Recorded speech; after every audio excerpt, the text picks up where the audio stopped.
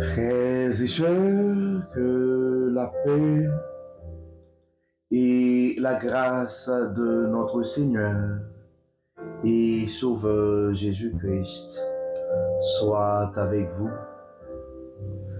Ici AWH Redemption Ministries pour notre méditation du dimanche 12 janvier 2025. Toujours dans la mission de vous accompagner dimanche après dimanche, semaine après semaine, mois après mois, trimestre après trimestre, année après année, sur le chemin du royaume de Dieu. Car l'essentiel, frères et sœurs, est dans le royaume de Dieu. La force est en Dieu, l'abondance est en Dieu, la sagesse est en Dieu, et surtout l'espérance, frères et sœurs, est en notre Dieu. C'est pourquoi nous nous répétons à chaque instant, cherchons d'abord le royaume de Dieu et sa justice, et toutes les autres choses nous seront données en plus. Frères et sœurs, et vous savez que pour l'année 2025 a été décrétée ou est décrétée l'année de la miséricorde. La miséricorde de Dieu à AWH Redemption Ministries. Et nous avons un plan pour, disons, toute l'année. Donc, l'invitation a été faite si jamais vous êtes prédicateur ou évangéliste ou pasteur. Donc, pour le 3e anniversaire de AWH Redemption Ministries, donc, nous allons donner gratuitement en fait, ce guide de prédication pour les 52 dimanches de l'année sont disponibles gratuitement pour les gens qui font la demande. Nous rendons gloire à Dieu, frères et sœurs, pour ses bienfaits envers nous et pour ses bienfaits aussi envers ce ministère. Malgré nos imperfections, Dieu nous utilise et ça fait déjà 3 ans. Donc le 15 janvier, ça va faire 3 ans. Depuis, et à chaque instant, nous prenons le temps, à chaque dimanche, à tous les dimanches, Dieu nous accorde cette grâce depuis tantôt 3 ans de publier des méditations à chaque dimanche. Et depuis l'année dernière, nous avons commencé avec notre dévotion matinale à tous les jours, à chaque matin, du lundi au samedi. Et nous publions une dévotion matinale sur notre chaîne YouTube. Et nous, des fois, en fait, nous allons commencer à les publier régulièrement aussi sur la page Facebook AW et AW HRM sur Facebook et AWH Redemption Ministry sur YouTube. Donc, et c'est la raison d'être, frères et sœurs, c'est d'accompagner nos frères et sœurs sur le chemin du royaume, car nous avons la conviction que nous croyons que le parcours est sur le chemin du royaume, ce n'est pas un parcours sans détour. Donc, ça nous prend ça nous prend du support pour continuer notre parcours sur le chemin du royaume. Donc, comme nous l'avions dit, pour cette année, et notre thème, c'est la miséricorde de Dieu. Et le sous-thème que nous avons pour le premier trimestre de l'année, car c'est de cette manière que nous faisons, nous avons un sous-thème pour chaque trimestre. Donc, notre sous-thème pour le premier trimestre de l'année 2025, c'est le pardon de Dieu. Donc, le pardon de Dieu, c'est le sous-thème que nous allons développer pendant tout le premier trimestre, en janvier, février et mars. Et pour le mois de janvier, donc, nous allons avoir encore une série et sur le pardon inconditionnel de Dieu et c'est pour nous autres une invitation à accueillir la grâce divine. Donc, dimanche dernier, et le sujet que nous avions, c'était le pardon inconditionnel de Dieu, une grâce infinie. Le pardon inconditionnel de Dieu, une grâce infinie. Donc, on avait pris le temps d'explorer comment la miséricorde de Dieu se manifeste par un pardon sans limite et sans condition. Et pour ce dimanche 12 janvier, frères et sœurs, et notre sujet, ce serait, nous allons regarder ensemble, notre méditation sera portée sur la parabole du fils prodigue, la parabole de l'enfant prodigue, comme on le dit couramment. Donc, on voit c'est un amour qui pardonne tout. La parabole, nous allons regarder aujourd'hui, pour ce dimanche 12 janvier 2025, la parabole de l'enfant prodigue, un amour qui pardonne tout. Donc, ce que nous allons faire, frères et sœurs, nous allons vraiment étudier la parabole du fils prodigue, de l'enfant prodigue, parce que c'est vraiment un exemple poignant et du pardon inconditionnel de Dieu. Donc, nous avons vu le pardon inconditionnel de Dieu. Donc, pendant le mois de janvier, pendant le trimestre, nous allons voir le pardon de Dieu. Pour le mois de janvier, c'est vraiment le pardon inconditionnel de Dieu que nous allons voir. Donc, dimanche dernier, c'était le pardon inconditionnel de Dieu, une grâce infinie, où nous avons pris le temps de montrer que le pardon ou la miséricorde de Dieu se manifeste par un pardon sans limite et sans condition. Et nous allons regarder la parabole du fils prodigue, de l'enfant prodigue, un amour qui pardonne tout. Parce que cette parabole, frères et sœurs, c'est un exemple poignant du pardon inconditionnel de Dieu. Donc, chers frères et sœurs, en Jésus-Christ, aujourd'hui, nous allons regarder la parabole que Jésus-Christ a racontée dans l'évangile de Luc. Et dans l'évangile de Luc, c'est la parabole du fils prodigue, de l'enfant prodigue, comme on le dit. Et c'est une histoire, je dirais, puissante qui nous rappelle que l'amour de Dieu est inconditionnel et qui... En fait, nous trouvons cette parabole, nous n'allons pas faire la lecture pour les raisons de la cause, mais c'est dans Luc 15, versets 11 à 32. Donc, et notre méditation va se porter sur ce passage, Luc 15, versets 11 à 32, qui est l'une des paraboles, je pourrais dire, les plus célèbres, les plus riches en enseignement du Nouveau Testament. Donc, pour les raisons de la cause, ou pour les raisons pédagogiques, nous allons regarder un peu le contexte historique de la parabole de l'enfant prodigue. Donc, il faut comprendre que la parabole de l'enfant prodigue fait partie des enseignements de Jésus-Christ durant son ministère en Judée. Donc, il la raconte pour illustrer la joie la joie de la repentance ou du pardon de Dieu. Donc, il y a une certaine joie, frères et sœurs, dans la repentance et dans le pardon. Donc, en fait, l'auditoire, on voit que Jésus adressait souvent des paraboles aux pharisiens, aux scribes, aux pécheurs et au peuple ordinaire. Mais il faut comprendre, frères et sœurs, que cette parabole en particulier est racontée pour répondre aux critiques des pharisiens et scribes sur le fait que Jésus accueillait et mangeait avec les pécheurs. Oui, il y a des choses, frères et sœurs, qui ne sont pas nouveaux. Et il y a des choses qui ne sont pas nouvelles, disons. Rien de nouveau sous le soleil. Jésus a été critiqué parce qu'il accueillait et mangeait avec des pécheurs. Probablement, au cours de l'année, nous aurons à partager avec vous ces histoires-là. La relation de Jésus-Christ avec des pécheurs. En fait, le symbolisme derrière cette parabole En fait, le père de l'enfant prodigue, le père, disons, représente Dieu, plein d'amour et de compassion, qui est prêt à pardonner.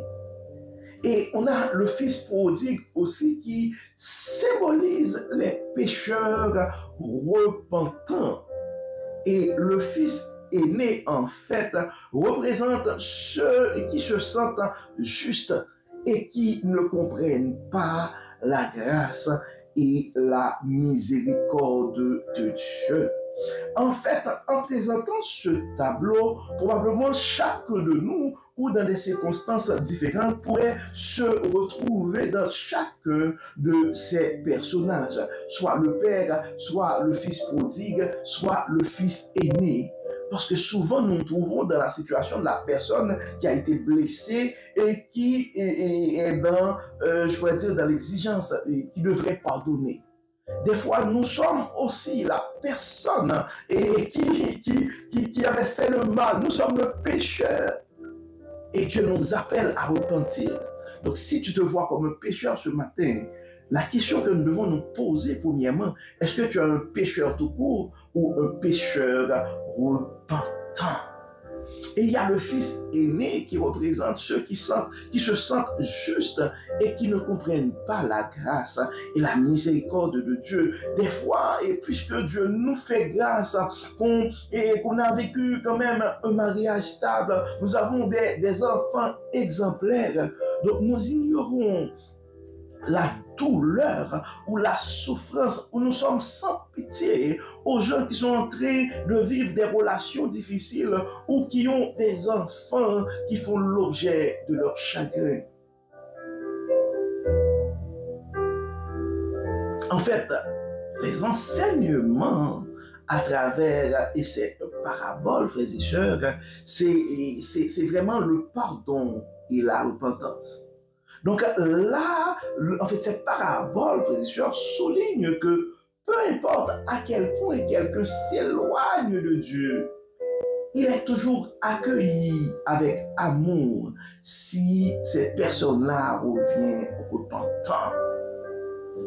L'autre aspect, l'autre enseignement qu'il y a aussi à travers cette parabole, frères et sœurs, c'est la jalousie et la justice. En fait, la réaction du fils aîné montre la lutte avec la notion de justice et de la jalousie, puisqu'il voit son frère recevoir un accueil chaleureux malgré ses erreurs.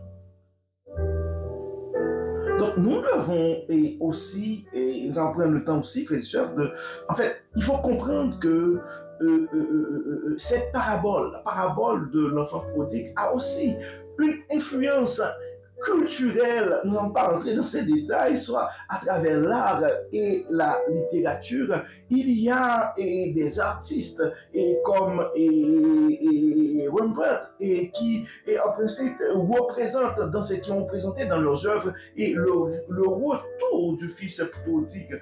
Il y a des écrivains même comme Shakespeare qui ont intégré les thèmes similaires dans leurs œuvres. Et au niveau théologique, dans la théologie chrétienne, la parabole de l'enfant prodigue ou du fils prodigue a profondément, et il faut l'avouer, influencé la théologie chrétienne sur des termes de la grâce, du pardon et de la réconciliation. Maintenant, nous allons prendre le temps, et frères et sœurs, et parce que c'est un récit, la parabole, de regarder en fait différents aspects et ces grands aspects que nous pouvons considérer dans la parabole de l'enfant prodigue. La première chose, nous allons commencer avec l'erreur du fils cadet en fait, l'histoire commence avec le fils le plus jeune qui demande à son père sa part de l'héritage. Donc cet acte, en fait, frères et sœurs, symbolise un rejet de la relation paternelle et un désir d'indépendance. Donc il part pour un pays lointain et gaspille son héritage dans une vie de débauche. Donc cette partie de l'histoire, frères et sœurs, nous montre comment nous, en tant qu'êtres humains, nous pouvons parfois nous éloigner du plan divin. Donc cherchant à vivre selon nos propres désirs. Donc si c'est le cas pour toi, mon frère, si c'est le cas pour toi, ma soeur, donc nous t'invitons à te rapprocher de ce Dieu d'amour. Il est un Père miséricordieux. Il est compatissant, lent à la colère et riche en bonté. Ce qui va nous aider, frères et sœurs, à introduire le deuxième aspect que nous pouvons regarder dans la parabole du fils prodigue, c'est le retour à la maison. Donc, après avoir tout perdu, le fils cadet se retrouve dans une situation désespérée. Donc, il décide de retourner chez son père, non pas en tant que fils, non pas en tant que fils, mais comme l'un de ses serviteurs. Donc, cela montre, frères et sœurs, un moment de repentance et de reconnaissance de ses erreurs. Donc, combien d'entre nous, ce matin, ont vécu des moments où, ayant touché le fond, donc nous avons réalisé notre besoin de revenir à Dieu. Donc, tu dois te rappeler, mon frère, tu dois te rappeler, ma soeur, que nous sommes toujours bien, enfin, Dieu est toujours prêt à nous accueillir, à nous souhaiter la bienvenue sur le chemin du royaume. Donc c'est le moment du retour, mon frère. C'est le moment du retour, ma soeur. Nous sommes tout simplement toujours au début de l'année 2025, le deuxième dimanche. Mais c'est le moment du retour. Peu importe la raison qui t'a porté à abandonner ton parcours sur le chemin du royaume, c'est le chemin, c'est le moment du retour, mon frère. C'est le moment du retour, ma soeur. Si à ce moment, il y a un frère, il y a une soeur qui passe dans ta tête, qui te vient à l'esprit, probablement c'est un message de Dieu à toi. Envoie ce message à ce frère, envoie ce message à cette sœur, et tu peux mettre dans le titre, c'est le moment du retour, mon frère, c'est le moment du retour, ma sœur. Donc, le troisième point, le troisième aspect à regarder dans la parabole du fils prodigue, frères et sœurs, c'est l'amour inconditionnel de Dieu. L'amour inconditionnel, dit fort, c'est parce qu'on dit un amour. L'amour inconditionnel du Père. Donc, la réponse du Père à son Fils est au cœur de cette parabole, frères et sœurs. Avant même que le Fils ne puisse terminer sa confession, le Père court vers lui, l'embrasse et ordonne de préparer une grande fête pour célébrer son retour. Donc, ce geste d'amour et de pardon, frères et sœurs, illustre en fait la nature de Dieu. Dieu nous attend toujours avec les bras ouverts, prêt à nous accueillir,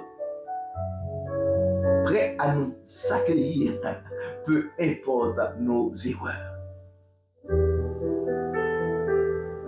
Dieu nous attend toujours, frères et sœurs, avec les bras ouverts. Il est prêt à nous accueillir, peu importe nos erreurs. Et nous allons regarder dans le quatrième point, frères et sœurs, la réaction du fils aîné. Donc, le fils aîné, en apprenant le retour de son frère, ressent de la colère et de la jalousie.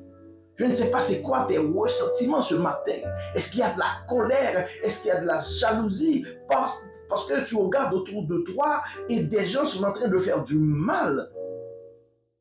Mais tu regardes autour de toi, tu vois, les méchants fleurissent comme l'herbe, pour reprendre les paroles du psalmiste. Donc, il ne comprend pas pourquoi son Père céleste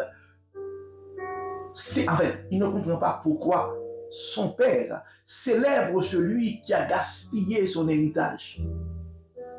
De la même manière aussi, nous ne comprenons pas pourquoi le Père céleste, en fait, garde toujours en vie des gens qui font le mal. Donc, le Père lui rappelle que tout ce qu'il possède appartient aussi au fils aîné et que la joie de retrouver celui qui était perdu est immense. Cette partie de la parabole nous invite, frères et sœurs, à examiner notre propre cœur et à voir si nous sommes toujours prêts à pardonner comme Dieu le fait. Et pour terminer, frères et sœurs, le cinquième aspect que nous allons regarder, et ce sont des conseils pratiques pour vivre le pardon. Nous devons prier, en fait, frères et sœurs, pour la grâce de pardonner. Oui, je répète, nous devons prier pour la grâce de pardonner. Il n'est pas donné à tout le monde de pouvoir pardonner. Et la personne qui ne pardonne pas est souffrant. Donc, pardonner quelqu'un, c'est une forme de libération. Donc, quelqu'un qui n'arrive pas à pardonner, c'est quelqu'un qui n'arrive pas à se libérer. Pendant que la personne, en fait, pourrait se libérer lui-même. La personne détient la clé de sa libération, mais malheureusement, la personne n'est pas en mesure de se libérer parce que c'est difficile, c'est dur pour cette personne de pouvoir pardonner. Et des fois, nous les critiquons, mais au lieu de les critiquer, nous devons prier, intercéder pour ces frères et sœurs. Si jamais tu penses à un frère, à une sœur autour de toi qui est orgueilleux, un frère qui est orgueilleux, une sœur qui est orgueilleuse, qui n'arrive pas à pardonner, mais c'est le temps d'intercéder pour ce frère, d'intercéder pour cette sœur. Nous devons prier, frères et sœurs, pour la grâce de pardonner. Demander à Dieu de nous aider à pardonner ceux qui nous ont fait du tort. D'ailleurs, Jésus-Christ nous l'a enseigné dans le Notre Père. Pratiquer. Nous devons nous efforcer, frères et sœurs, pour pratiquer le pardon au quotidien. Et des fois, il y a des choses qui sont quand même vraiment difficiles à pardonner. Donc, nous pouvons essayer à commencer avec les petites choses, comme pardonner un collègue ou un membre de la famille. Nous devons aussi, frères et sœurs, chercher la réconciliation. Donc, quand cela est possible, et essayons de rétablir les relations brisées par la discussion et l'écoute. Nous devons prendre le temps d'écouter les autres et d'exposer d'exposer les choses et d'avoir une conversation franche et repartir à zéro.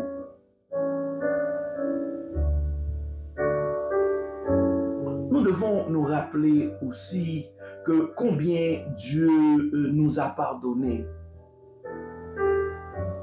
Et nous devons laisser cette réalité et toucher notre cœur. Donc des fois c'est difficile pour nous de pardonner les autres, mais quand nous regardons notre vie et voir que malgré tout, en dépit de tout, Dieu nous pardonne, ça peut nous aider aussi à pardonner les autres. Donc, comme d'habitude, frères et sœurs, nous allons partager particulièrement pour nos frères qui sont des leaders, des prédicateurs, des évangélistes. Nous allons partager avec vous quelques versets qui sont liés à la parabole du fils prodigue. Et si jamais il y a un frère qui est un amour qui pardonne tout, si jamais il y a un frère, il y a un prédicateur, un pasteur qui aimerait probablement dans un sermon ou dans des études approfondir davantage ce sujet, donc nous allons partager ces quelques versets avec vous comme d'habitude, mais et avant et aujourd'hui c'est quand même le 12 janvier 2025 et nous ne pouvons pas nous empêcher d'avoir une pensée spéciale et pour Haïti. Donc en ce jour, frères et sœurs, c'est le 15e anniversaire du tremblement de terre dévastateur de 2010 en Haïti. Donc, nous nous souvenons des vies perdues et des familles brisées par cette tragédie. Mais nous nous souvenons aussi de la résilience et de la force incroyable du peuple haïtien. Donc, en cette période, nous prions pour la guérison continue pour ce peuple, pour la paix et l'espoir. Donc, que l'amour qui pardonne tout soit aussi une source de réconfort et de reconstruction pour nos frères et sœurs et haïtiens. Alors que Dieu bénisse et Haïti et que son amour et son pardon apportent réconfort et renouveau. Maintenant, pour ceux qui veulent approfondir le sujet traité aujourd'hui, et c'est même des prédicateurs ou pasteurs et aimeraient reprendre ce message sous un autre angle ou approfondir davantage pour un sermon, une conférence ou des études. Donc voici en fait quelques versets bibliques liés à la parabole du fils prodigue et au thème un amour qui pardonne tout. En fait, nous allons nous répéter encore une fois, la parabole du fils prodigue se trouve en Luc 15 et verset, on pourrait regarder en Luc 15, verset 20 à 24, et ça explique un peu, ça introduit un peu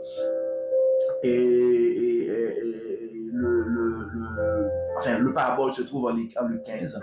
Puis, en fait, si pour ce qui a rapport au le pardon de Dieu, donc il y a un verset que nous pouvons considérer, c'est 1 Jean 1, verset 9.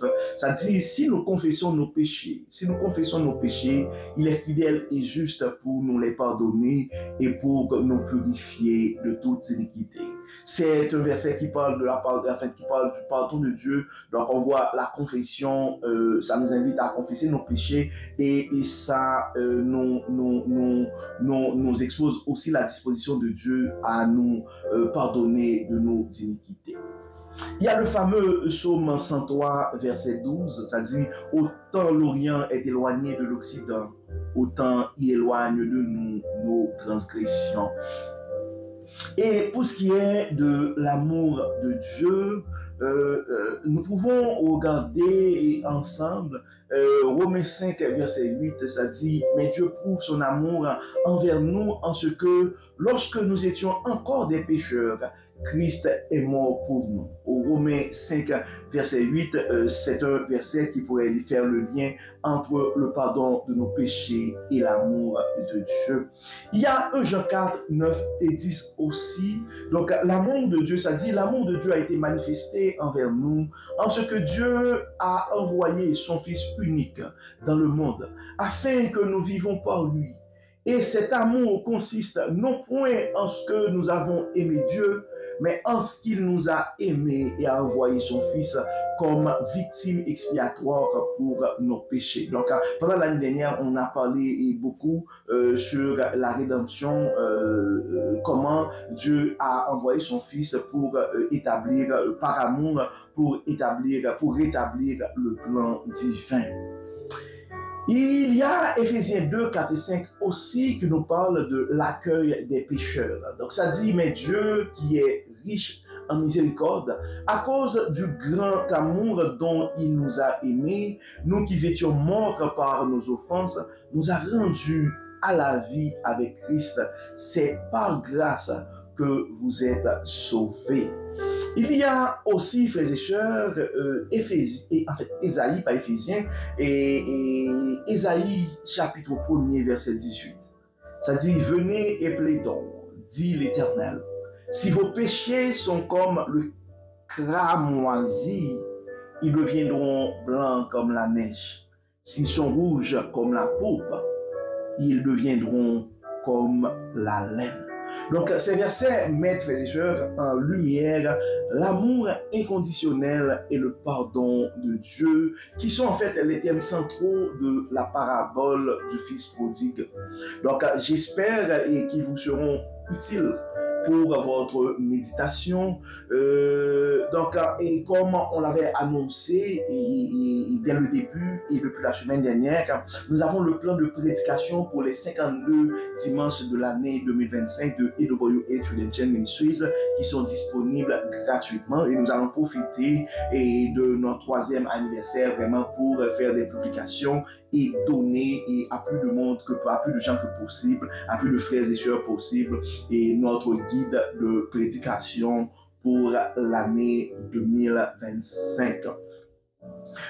Pour conclure, frères et sœurs, la parabole du Fils prodigue, c'est une puissante illustration de l'amour qui pardonne tout.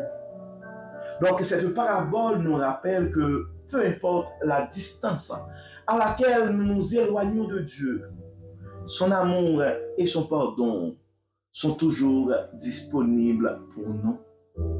Donc, en ce début d'année, frères et sœurs, c'est juste le 2e dimanche, nous sommes toujours en début d'année, engageons-nous à vivre avec un cœur ouvert, prêt à donner et à recevoir le pardon, en suivant l'exemple du Père, ou disons en suivant l'exemple de notre Père céleste. Comme d'habitude, frères et sœurs, nous allons prier. Nous allons prier et nous allons commencer par remercier Dieu pour son amour infini et son pardon inconditionnel. Nous allons demander à Dieu aussi de nous donner un cœur humble, un cœur repentant, toujours prêt à revenir vers lui. Un cœur reconnaissant, peu importe nos erreurs. Nous allons remercier Dieu aussi parce qu'il est toujours prêt à nous accueillir les bras ouverts. Et nous allons demander aussi à Dieu, par le pouvoir de son Saint-Esprit, de nous donner la force de pouvoir pardonner aux autres, comme de la même manière qu'il nous pardonne. Nous allons aussi prier pour le peuple haïtien, frères et sœurs. Nous allons prier pour que ce peuple puisse trouver la paix, la guérison de l'âme et surtout l'espoir en Dieu. Prions le Seigneur. Dieu et Père Tout-Puissant, Dieu de grâce, Dieu de toute miséricorde, nous te remercions ce matin pour ton amour infini et ton pardon inconditionnel.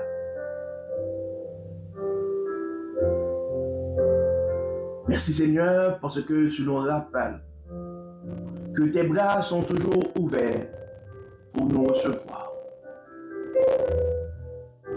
Aide-nous, Dieu clément, à avoir un cœur humble, un cœur repentant, toujours prêt à nous rapprocher de toi malgré nos erreurs.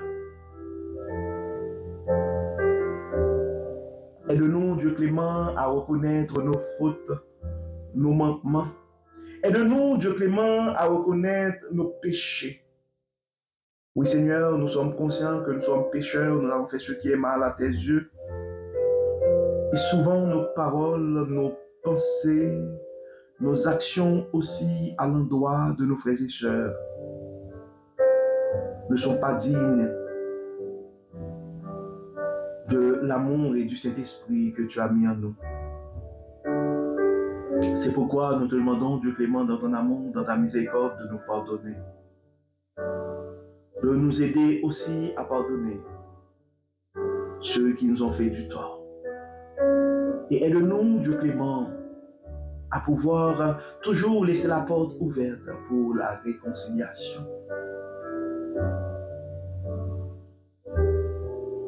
Dieu de toute bonté, Dieu de toute grâce, tu connais nos cœurs, tu connais nos manquements.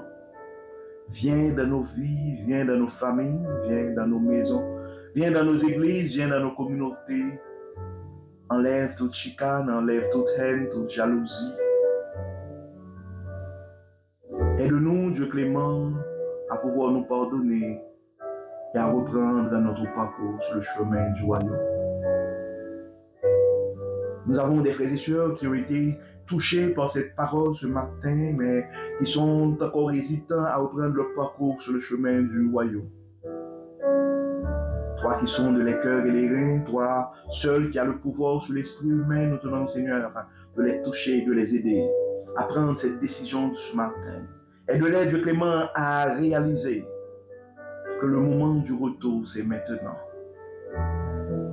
Dieu de toute grâce, Dieu de toute bonté, merci parce que pécheurs que nous sommes, hommes imparfaits que nous sommes, tu n'arrêtes pas de nous utiliser proclamer ta parole. Merci Seigneur pour les 3 ans de AWH Redemption Ministries. Merci pour les collaborations, merci pour les supports, merci pour les inspirations, merci pour tout Seigneur. Et nous remettons entre tes mains les jours à venir de ce ministère. Continue, Dieu clément, à nous utiliser. Continue, Seigneur, à conduire sur notre route des frères et sœurs comme notre frère Yves Langui pour collaborer, pour apporter des réflexions. Merci de continuer à mettre sur notre route des frères comme Amos qui ne m'enchantent jamais, qui n'arrêtent pas de nous aider techniquement pour la publication de ces messages. Nous avons d'autres frères et sœurs qui les partagent sur les réseaux. Nous avons d'autres frères et sœurs qui nous envoient des messages d'encouragement. Nous demandons, Seigneur, de continuer à bénir, à guérir à travers ce ministère et que tout soit fait, Dieu clément, pour la gloire de ton nom. Et nous remettons entre tes mains ce matin particulièrement le peuple haïtien. Aujourd'hui, Dieu clément, ça fait 15 ans depuis cette tragédie, tremblement de terre. Et depuis lors, la vie devient de plus en plus difficile dans ce pays.